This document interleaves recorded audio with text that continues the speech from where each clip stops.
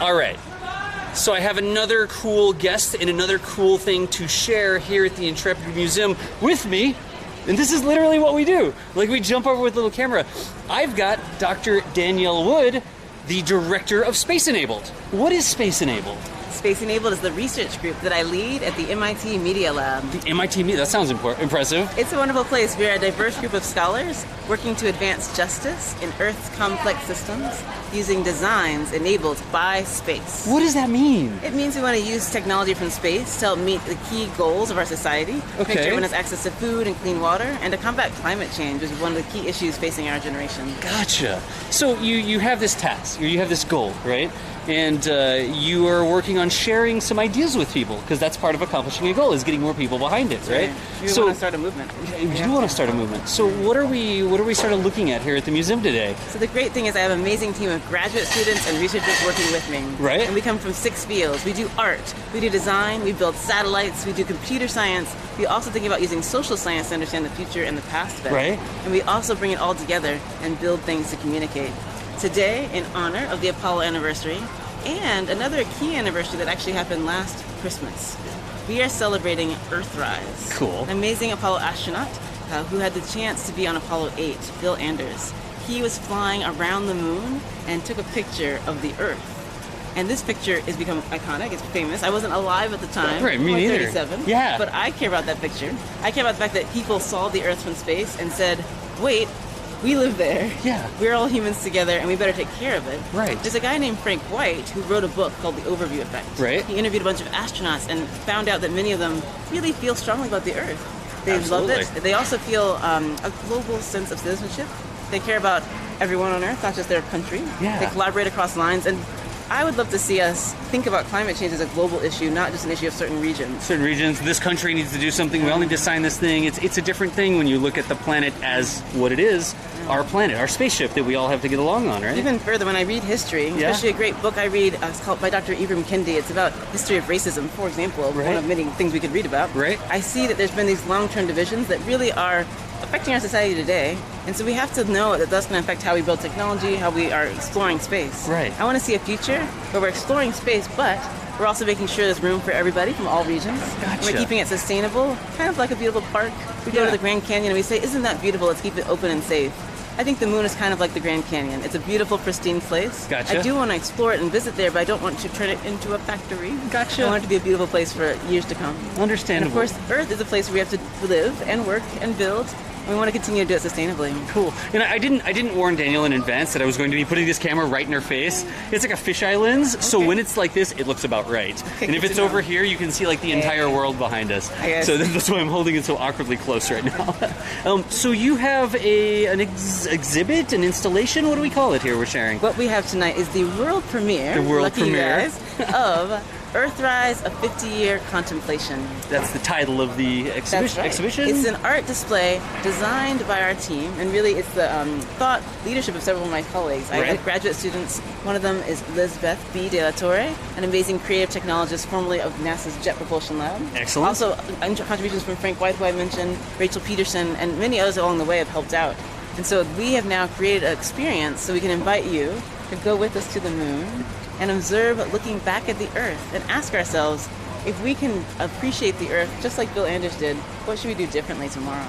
That's fantastic. So we should do that. I'd love to invite you. Should we walk in this way? Chat, we're going to go into the exhibit, the installation, and see what they've got. Awesome. All right, so if y'all just come with us. I mean, you don't really have a choice. You have to come with us. Here we go. And so we're going to walk into a dark room. We have to make sure our phones are not making extra light. All right, chat, I'm not going to read chat right now.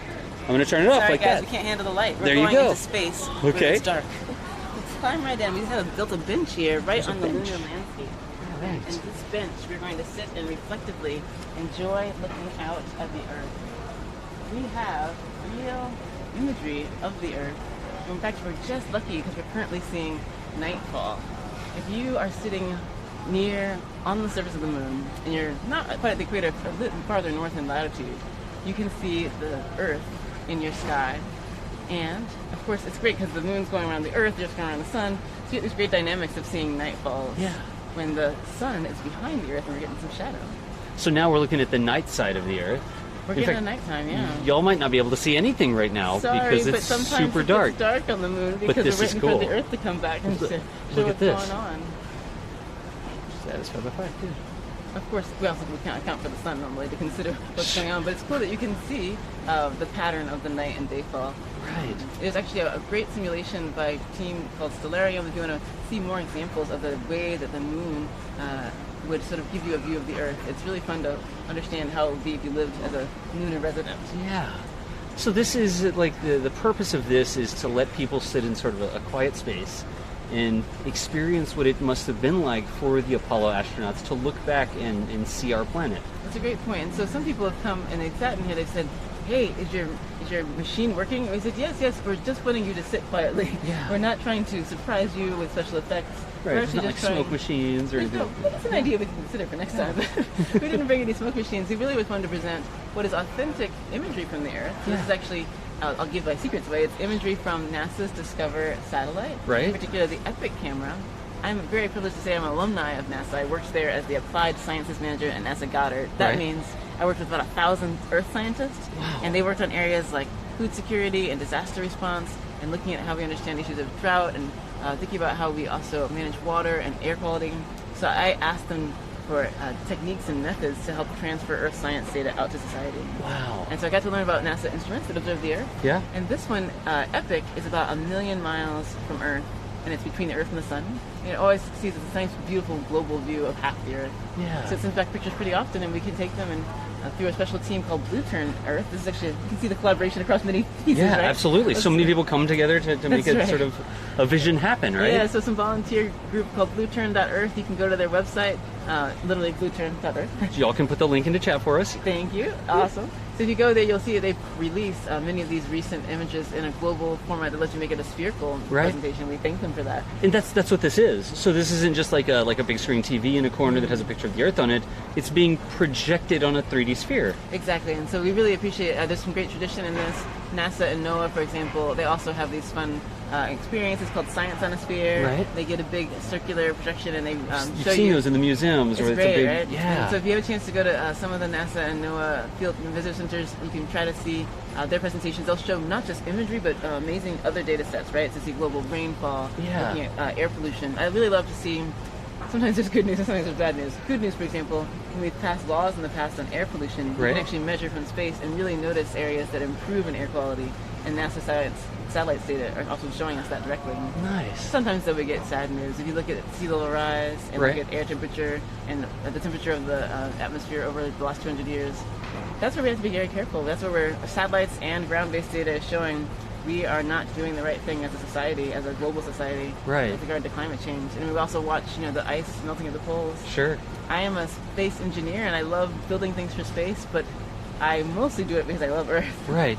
And that's sort of the purpose of the exhibit here, right? Is to give people a look that isn't common. Like, we've seen pictures of Earth, like still images, and you can look at it on your phone, or you can watch a video of it or something. But this is a different way to experience this high-resolution, literally epic imagery of Earth, right? It's been so gratifying. We had about 300 people today in Intrepid on the large aircraft carrier coming through our display, and they had to come in small groups because it's really just a small, intimate room. We're just in a small makeshift room with curtains surrounding us on 4 sides. Yeah. And we have before us some lunar landscape. It's the moon rocks designed by my colleague, and she is wanting to give you a flavor of the lunar rockscape. It's like the mountains on the moon that you would see in the distance There if you go. you were standing on the surface. And so here comes the eclipse again. Yeah, here comes the eclipse So again. we were inviting people to come and sit, maybe one adult and a few kids, or 2 adults. And I just loved hearing people discuss, they were trying to find where they were looking geographically, right, on Earth, or they were thinking about, I asked them all to think about how they would feel if they could be on the moon looking at the Earth. And I loved, a few times I invited some of the kids to come out, and they told me no, that they weren't ready. They were still looking at the Earth, and they needed some more time. They need more time looking at the Earth. Which is amazing. It's a good problem to If a kid told have. me that, I would say yes. Yeah, you it's a good definitely problem say to it. I mean, have. I'm here to let you enjoy. I asked a few kids how they would feel if they were on the moon, and they said they'd feel like they were floating. One said like they were floating in water. Okay. So I definitely kind of tried to imagine. A lighter, sort the of, yeah. dynamics, right? Which is not, it's kind of true. I mean, they would feel a little bit lighter and a little bit able to move, right? Yeah. And some said they might feel a little overwhelmed by seeing the Earth from this different view. So people took the idea seriously today, and we're so thankful for that. God, that's The really cool. other great thing about the day is I got my language skills tested. Yeah. So I speak some Spanish. I've been trying to learn some French, but we had so many languages represented today, right? So Coming through the museum. Yeah, the guests in the museum are from many countries. We have China and Japan and Korea and India and Bangladesh and Holland and Finland and Mexico and Portugal and Brazil. All over the place. So I tried to greet all of them with something relevant. What's amazing is I've been to a space conference in lots of those countries. Right. I know a lot of people in the global space community, and it really is global. Wow. Meaning people all over this globe that we're looking at now are involved with space. I've done a lot with the space leaders in Africa and Latin America. Yeah. And so it's lovely to be able to say, your country has a cool space program. Not everyone even knows, right? Yeah, not everyone knows, so yeah. Your country has a cool space program, and you're using that space to observe the Earth, to get valuable science data, to improve society. Yeah. So Danielle, thank you so much. Or Dr. Wood. Dr. Wood. Now we're friends. Dr. Danielle Wood, yes. Danielle, but I like people to know that I have a PhD. Yeah. So I'm a black woman. In case people didn't catch that part of the interview, I am the first black woman to be hired in my department at NYC. Wow. And that's a shame because it's been around for 30 years. And right. Anyway, that's a story. But let me say that we still have opportunities to make sure everybody in the U.S., for example, feels invited to be part of exciting space science activities. Absolutely. So I always try to highlight, I'm here, I'm not a total unique person. Others could also be like me and could follow my footsteps. Yeah, that's excellent. Well, thank you so much for spending time with us. Again, the name of the exhibit is Earthrise. You can say the rest. Earthrise, a 50-year contemplation. A 50-year contemplation. There's a website, I believe. You can go to spaceenabled.media.mit.edu. Spaceenabled.media.mit.edu. Exactly. So put that clickable link in chat there for us. If you want to learn more information, I think this is the first place you've been. This is the first museum you've brought it to. That's correct. This is our world premiere of space-enabled art, so we're very glad to be here. Thanks to Intrepid so much for inviting us, and for you for sharing the word. That's fantastic. So there's the links in chat right there. If you want to learn more, check that out. Hopefully we hear that you're going to be in some other museums. Thank you. Maybe back here at Intrepid, maybe something up in Boston. That's where y'all are based, I think, right? Yeah, we're right in Cambridge, outside Boston, and it's amazing. So I would love to see this sort of experience available to people in other locations as well. Good, yeah. Because we love sharing it with y'all over the camera. We got the fisheye lens. It's dark. It doesn't do it justice seeing the 3D Earth with the high resolution, epic imagery from the Discover spacecraft projected here, literally sort of floating in the sky in front of us. It's an excellent way to experience it and sort of just sit back and contemplate. Hence the name, the world that we sort of live on, and the fact that we should probably be taking a little bit better care of it. Thank you for that summary. It's well summarized. I just make stuff up for a living. Hey. So chat, we are going to go ahead and take off here. We have another special guest. We're going to go to the Be Right Back. Again, one more time, put some hearts in the chat for Dr. Wood. Oh, and cool. Tell her thank you for the time, letting us share this for the first time. It's the real premiere. It's the first day. It's the real premiere. Share this with y'all here from the Intrepid Senior Space Museum. Again, it is Space Enabled. And you can learn more about it by going to that website that's in chat right there. Awesome. We're going to go to the Be Right Back screen, and when we come back, we'll have another special guest to chat with. Again, it's a virtual field trip with Vectors, and I really do hope y'all are enjoying it today. Thanks, everybody. Yeah, thank you so much for the time. There's a really awkward count here because there's a slight time delay, and I'm doing the production in real time as well. So I'm going to go ahead and wait 3 more seconds and then click to change the